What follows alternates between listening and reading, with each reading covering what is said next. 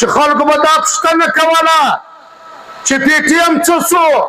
نن زه د هغه څه دا پوښتنه کوم چې راسئ پی ټي ایم وګورئ په هر کور، په هره ګلۍ، په هر بازار، په هر مسجد، په هر ځای کې ژوندی دی. ته یې د پیسو په زور راغواړئ، زموږ هغې د مینې په زور راځي. ته یې د شنې ټانکۍ په زور راغواړې، زما هغې په غیرت راځي. ته یې پر سړک راغواړې چې سړک در جوړومه، زما هغې په غیرت راځي. ته یې په دې راغواړې چې نالۍ در کومه، زما هغې د پښتون د شملې په لوړېدو راځي. ته یې په دې راغواړې چې ټرانسفارمر در کومه، زما هغې تش د پښتانه د خاورې دپاره راځي. زما او ستا فرق دا دی عزیزه چې زما هر وګړی، زما هر ورکر، زما هر مینهواله چې د پی ټي ایم مینهواله دی، هغه چې دی بغیر د پیسو، بغیر د لالچه خپل د وطن په مینه، خپل د وطن په جذبه راغلی دی. نن ته وګورئ دا پښتنو ته، دا سپین ږیرو ته، دا عزیزانو ته وګورئ، پوښتنه وکئ، هر یوه څه پوښتنه وکئ چې آیا ته د ټرانسپورټ ته راغلی و؟ آیا ته د چا پیسې درکړې؟ آیا ته چنده ټوله کړه؟ دا د دې خاورې په مینه راغلی دی. و دې ته سیاست وایي. د سیاست اصل نوم دی پی ټي ایم، او د پی ټي ایم ورکر او د پی ټي ایم مشرتابه. دا ایسای خو ته یې چې خلک په شنو ټانکۍ خطا باسې، دا ایسای خو ته یې چې خلک په واټ خطا باسې، دا ایسای خو ته یې چې پرون دي د چا سره ناستې، نن د چا سره ناستې. یوه خبره بله ورته کوم، خوله دې مه خلاصوي دا خلک چې په منظور پښتون پسې دا خبره کوي چې منظور پښتون چی دی. کنې د هر یوه ریکارډ راسره دی چې څوک 26 کاله چیرې و، څوک 8 کاله چیرې و، څوک 22 کاله چیرې و، څوک 14 کاله چیرې و. دا یوه نوم په ورواخم. په دې ځای کې مې نه مجبوره کوي. موږ د هر چا عزت کوو، موږ د هر چا د ګوند عزت کوو، موږ د هر چا د مشرتابه عزت کوو. چې زموږ ملګری علي وزیر او زموږ ملګری حاجي صمد او ملک نصیر کوکخیل دا تا آواز مولو، د دې غیرت تا ته معلوم شو چې د خونې نور په جیل کې کښېږدې، لا هم ولکه یوسفه وکې، نو باید چې ته د دوی څه معافي واخلې، ریاست کې د دوی څه معافي واخلې او باعزت جوړ دې علت کې. هلته د وروځو غوښو سیاست کوئ او خبرې په پی ټي ایم پسې کوئ. ډېر د افسوس مقام دی. هغه خلکو ته دا وایم چې خلکو به دا پوښتنه کوله چې پی ټي ایم څه شو. نن زه د هغه څه دا پوښتنه کوم چې راسئ پی ټي ایم وګورئ په هر کور، په هره ګلۍ، په هر بازار، په هر مسجد، په هر ځای کې ژوندی دی. ته یې د پیسو په زور راغواړئ، زموږ هغې د مینې په زور راځي. ته یې د شنې ټانکۍ په زور راغواړې، زما هغې په غیرت راځي.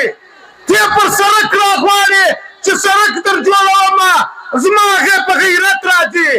ته یې په دې راغواړې چې نالۍ در کومه، زما هغې د پښتون د شملې په لوړېدو راځي. ته یې په دې راغواړې چې ټرانسفارمر در کومه، زما هغې تش د پښتانه د خاورې دپاره راځي. زما او ستا فرق دا دی عزیزه چې زما هر وګړی، زما هر ورکر، زما هر مینهواله چې د پی ټي ایم مینهواله دی، هغه چې دی بغیر د پیسو، بغیر د لالچه خپل د وطن په مینه، خپل د وطن په جذبه راغلی دی. نن ته وګورئ دا پښتنو ته، دا سپین ږیرو ته، دا عزیزانو ته وګورئ، پوښتنه وکئ، هر یوه څه پوښتنه وکئ چې آیا ته د ټرانسپورټ ته راغلی و؟ آیا ته د چا پیسې درکړې؟ آیا ته چنده ټوله کړه؟ دا د دې خاورې په مینه راغلی دی. و دې ته سیاست وایي. د سیاست اصل نوم دی پی ټي ایم، او د پی ټي ایم ورکر او د پی ټي ایم مشرتابه.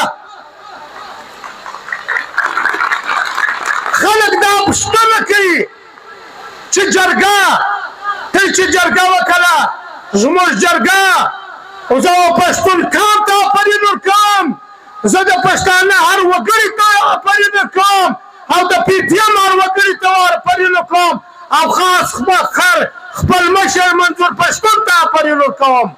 هغه جرګه کامیابه کړه، هغه دا خلکو او دې ریاست یې ثابته کړه چې دا خلک د تا سره نه اوسي، دا خلک د تا سره نفرت کوي، دا خلک ستا د دې پالیسۍ سره نفرت کوي. دا جلا خبره ده چې ریاست او د هغه ایجنټانو زموږ منصوبه به ناکامه کړي، لیکن دا منصوبه در پای نشي ناکامه کېدلی. د خلکو مینه به تی څنګه اخلي، د خلکو دا جذبه دی دا به تی څنګه اخلي. عزیزانو دا هغه تنظیم نه دی چې د ووټ یا د نوټ په وجه باندې خلکو نه راځي. دا صرف او صرف د پښتون شملل غواړي. دی د پښتون شملل غواړي که نه غواړئ؟ عزیزانو وخت کوتا دی او بیا زه خپل تقریر مختصره کوم. زما د تقریر نورالله زموږ میلمه دی و هغه ته زه ډېر دغه ورله کوم چې هغه به ډېر تقریر درته وکړي. یوه خبر درته کوم، موږ دلې پر دغه ځای باندې د مولانا خانزیب لپاره موږ دلته نماز جنازه هم کوو او پر دغه ځای به لمونځ کوو. دی به اوس د نور باچا او د نورالله تقریر پاته دی، داسې به چمتو ناست یاست، داسې به ناست یاست د زړه په خوشو بیا اورئ. او ریاست ته یوه آخري خبره کوم، ریاست ته زه دا وایم چې زموږ ملګری علي وزیر او زموږ ملګری حاجي صمد او ملک نصیر کوکخیل دا تا وازمولو. د دې غیرت تا ته معلوم شو چې د خونې نور په جیل کې کښېږدې لا هم ولکه اسپه وکې، نو باید چې ته د دوی څه معافي واخلې، ریاست کې د دوی څه معافي واخلي او با عزت تور دې علت کې. دا هغه پښتانه دي چې د خپل وطن پر سر سودا نه کوي، دا هغه پښتانه دي چې خپل د وطن دپاره سر نه ټیټوي. نو پکار دا دی چې موږ خپل دا ملګري ویر نه کړو. زموږ داسې ډېر ملګري په زندانو کې دي، په کیسو کې دي، په شډولپور کې دي. که د چا دا خیال دی، زه به یوه خبره بیا هغه خلکو ته وکړم، هغه د ریاست و ایجنټانو ته به زه خبره وکړم چې په پي ټي ایم او د پي ټي ایم په ځوانانو کې هغه چې دا ورته وایي چې پي ټي ایم چیرې دی، زه دا ورته وایم چې خالد علي وزیر جیل کاټ کوي، بیا بیا زه تاسو ته در وښیم چې دوی که سرتیا د سیاست نه مخئ که نه. دوی خالد د پي ټي ایم چې پر ځوانانو کوم کیسونه دي چې پر دوی دا کیسونه راشي بیا به زه ته یې وګورم چې د پي ټي ایم پر ځوانانو کوم شډولپور دی چې دا پر دوی راشي بیا به زه ته یې وګورم. هلته د وروځو غوښو سیاست کوئ او خبرې په پي ټي ایم پسې کوئ. ډېر د افسوس مقام دی، د افسوس مقام په دې باندې دی چې بلوچ زموږ یو سیال قوم دی. دا خبره هر کارکون دی د زړه په غوږو واوري او بیا یوازې خلکو ته کوئ. دا زه ورته ته وایم دوی درننه دا اورېدلي دي چې د ډاکټر مارنګ بلوچ یا د هغه د ملګري صفیالدین یا د بیبو یا د نور چې د دوی ملګري په جیل کې دي شاجیو ده، دوی به یوه په لوسته خولې دا اورېدلي دي چې هغه چې دي دا ایسای خلک دي چې دا خبره ورته وکړې په دا سر کې دي وایي وایي دا زموږ د وطن هیروګان دي. که د بلوچ د پارټۍ خلک دي که د پارټۍ خلک نه دي، هغه په ډاکټر مارنګ خوا به دی، هغه په سمیدین خوا به دی، هغه په شاجي خوا به دی. لیکن زموږ هغې چې د پي ټي ایم نوم ور واخلې چې یو ورته ما به دې وایي ما دې قرآن ووایي، دوی په تا پسې دا پروپاګنډه کوي چې دا پي ټي ایم چې دی دا ایسای دی، دا ایسای خو ته یې چې خلک په شنو ټانکۍ خطا باسې، دا ایسای خو ته یې چې خلک په ووټ خطا باسې، دا ایسای خو ته یې چې پرون دي د چا سره ناست دی نن د چا سره ناست دی. یوه خبره بله ورته کوم، خوله دې مه خلاصوي دا خلک چې په منظور پښتون پسې دا خبره کوي چې منظور پښتون چیرې دی. کنې د هر ویل کار را سره دی چې څوک 26 کاله چیرې وو، څوک 8 کاله چیرې وو، څوک 22 کاله چیرې وو، څوک 14 کاله چیرې وو. دا یوه نوم په ور واخلم په دې ځای کې مې نه مجبوره کوي. موږ د هر چا عزت کوو، موږ د هر چا د ګوند عزت کوو، موږ د هر چا د مشرتابه عزت کوو. او که بیا به دې ته مجبوره کړو بیا به د هر یوه ریکارډ ور راوښیم.